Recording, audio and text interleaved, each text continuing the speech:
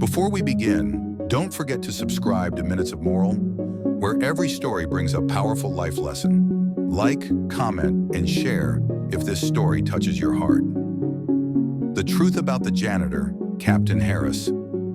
A powerful tale of humility, respect, and redemption. Every morning before the sun fully lit the windows of Roosevelt High School, an older man would quietly make his way through the long hallways, pushing a mop bucket in front of him and dragging a large trash bag behind. His name was Mr. Harris, but to the students, he didn't have a name. They just called him Trash Man. His boots were worn out, caked in old stains. His work uniform faded, the colors dull with age. He walked with an uneven step, a limp that hinted at something deeper, something painful. But still, he showed up, every single day, without a single complaint. He swept, he mopped, he cleaned, all in silence. No one really saw him, and honestly, no one really cared. In the cafeteria, when a student dropped food on the floor, the others would laugh and say, "Hey, trash man, you missed a spot."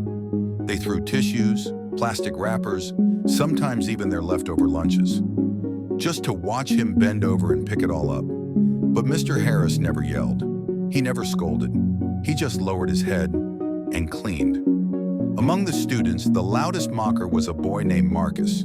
He was popular, a star on the basketball team, millions of followers on TikTok, always surrounded by admirers.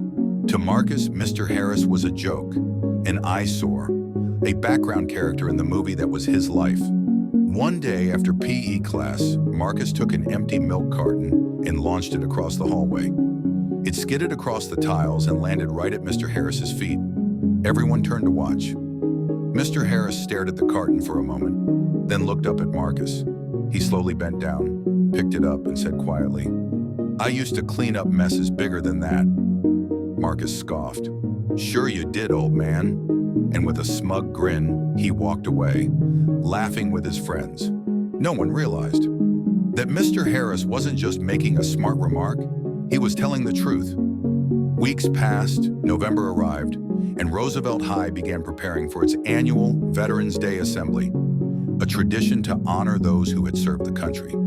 The principal announced that this year, they'd be featuring a special guest, a real decorated war hero. Excitement buzzed through the school. Everyone wanted to know who it was. Who would they meet? The day of the assembly arrived, the gymnasium was packed. Students filled every row. Teachers stood against the walls. Cameras were rolling. Principal Thompson stepped up to the podium and cleared his throat. Then he spoke. "Today, we don't just honor veterans in general. We honor someone specific, a man who led dangerous missions behind enemy lines, who saved the lives of 22 soldiers, who earned the Silver Star and 2 Purple Hearts, and who works right here, in this very building, every single day." The room went quiet. Students glanced at one another. Then, the doors at the back of the gym opened, and an elderly man walked in, wearing full military dress uniform. Medals gleamed across his chest. His cap was tucked neatly under his arm, and despite his limp, he walked tall. At first, no one recognized him. Then someone gasped, "That's Mr. Harris." The entire gym fell into stunned silence. Marcus leaned forward, eyes wide.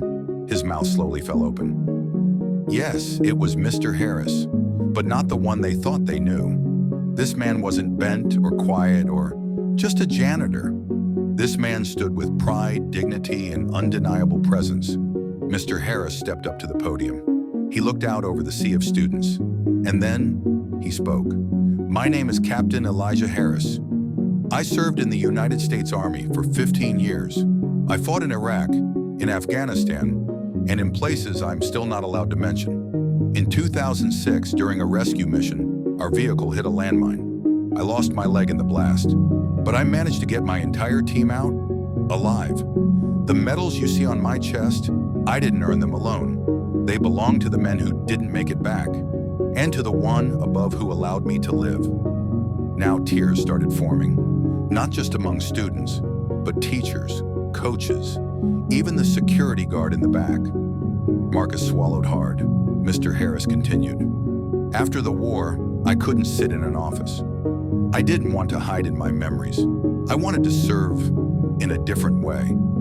So I chose to work in schools, not for money, not because I couldn't do something better, but because I wanted to stay close to the next generation. I clean your halls because I want them to be safe, just like I once protected other grounds.